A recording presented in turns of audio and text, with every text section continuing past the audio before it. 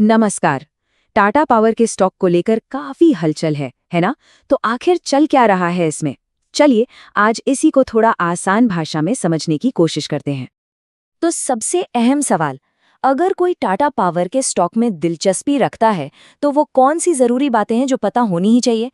यही सवाल हमारे आज के विश्लेषण का आधार है। ठीक है, तो किसी भी स्टॉक को जानने के लिए सबसे पहले उसकी पहचान जरूरी है। तो चलिए फटाफट टाटा पावर की कुछ बेसिक बातों पर एक नजर डालते हैं।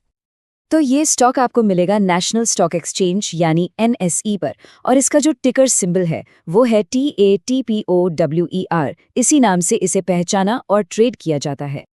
चलिए, पहचान तो हो गई। अब जरा आंकड़ों की दुनिया में चलते हैं और देखते हैं कि ये नंबर्स हमें इसके बारे में क्या कहानी बताते हैं। सबसे पहली चीज, कीमत। तो हाल फिलहाल में इसका शेयर प्राइस लगभग 405 रुपए के आसपास चल रहा है। हाँ, ये बात भी है कि इसमें हाल में थोड़ी नरमी देखने को मिली है। और अब बात करते हैं कंपनी के साइज की। इसका मार्केट कैप करीब करीब 1,30,000 करोड़ रुपए का है। मतलब आप अंदाजा लगा सकते हैं कि हम कितनी बड़ी कंपनी की बात कर रहे हैं। अब एक और जरूरी मेट्रिक है P/E रेशो, जो लगभग 33 के आसपास है। इसका सीधा सा मतलब ये है कि इन्वेस्टर्स कंपनी की कमाई के हर 1 रुपए पर 33 रुपए लगाने को तैयार हैं। अच्छा, और अगर किसी को डिविडेंड में इंटरेस्ट है तो इसकी यील्ड 0.56% है। ये बहुत ज्यादा तो नहीं है, लेकिन इसका एक पॉजिटिव पहलू ये भी हो सकता है कि कंपनी अपनी ज्यादातर कमाई को वापस बिजनेस में ही लगा रही है, और ये भविष्य की ग्रोथ के लिए एक अच्छा संकेत माना जाता है। तो चलिए फटाफट से इन नंबर्स को एक साथ देख लेते हैं। शेयर प्राइस लगभग 405 रुपए, market cap 1.3 lakh crore, PE ratio 33 और डिविडेंड यील्ड 0.56%। ये हैं वो चार मुख्य आंकड़े। लेकिन जैसा हम सब जानते हैं, नंबर्स ही पूरी कहानी नहीं बताते हैं ना। हर स्टॉक के पीछे एक कहानी होती है, और टाटा पावर के मामले में ये कहानी काफी दिलचस्प है।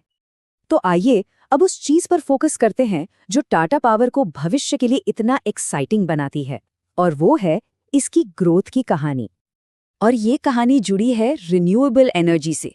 जी हाँ, टाटा पावर इस सेक्टर पर बहुत बड़ा दांव लगा रहा है, और कई एक्सपर्ट्स का मानना है कि यही इसके फ्यूचर ग्रोथ का सबसे बड़ा इंजन साबित हो सकता है। लेकिन क्या ये रास्ता एकदम सीधा और आसान है? चलिए लॉन्ग टर्म और शॉर्ट टर्म दोनों नजरियों से इसके भविष्य को समझने की कोशिश करते हैं। यहाँ कहानी के दो पहलू हैं। एक तरफ लॉन्ग टर्म में देखें तो एंटीक जैसे ब्रोकरेज फर्म्स इसे खरीदने की सलाह दे रहे हैं, और लगभग 450 रुपए का टारगेट प्राइस भी दे रहे हैं। वजह वही है, रिन्यूएबल एनर्जी में इसका जबरदस्त पोटेंशियल। लेकिन दूसरी तरफ शॉर्ट टर्म में ये स्टॉक थोड़ा वॉलेटाइल, मतलब अस्थिर हो सकता है, क्योंकि इसमें बड़े इंस्टीट्यूशनल इन्वेस्टर्स का काफी पैसा लगा है, जो बाजार के मूड के हिसाब से तेजी से बदलता है। तो इन सब बातों का मतलब क्या निकलता है? ये स्टॉक किसके लिए सही हो सकता है? देखिए, सीधी सी बात है, जिनकी रिस्क लेने की क्षमता थोड़ी ज्यादा है और जो एनर्जी सेक्टर के भविष्य को लेकर बुलिश हैं, उनके लिए ये स्टॉक काफी दिलचस्प हो सकता है। पर जो लोग थोड़ा सेफ चलना पसंद करते हैं, उनके लिए अपने पोर्टफोलियो को डाइवर्सिफाई करना शायद एक बेहतर स्ट्रैटेजी होगी। और हाँ, एक सबसे जरूरी बात, ये जो भी हमने बात की, ये सिर्फ जानकारी के लिए है, ये कोई इन्वेस्टमेंट एडवाइस नहीं है। कोई भी फैसला लेने से पहले अपनी रिसर्च करना या किसी सर्टिफाइड एक्सपर्ट से सलाह लेना बहुत जरूरी है। तो आखिर में एक बड़ा सवाल यही है कि क्या टाटा पावर एनर्जी के भविष्य का एक की प्लेयर, यानी एक प्रमुख खिलाड़ी बनेगा? इसका जवाब तो खैर वक्त ही देगा। इस चर्चा में शामिल होने के लिए शुक्रिया।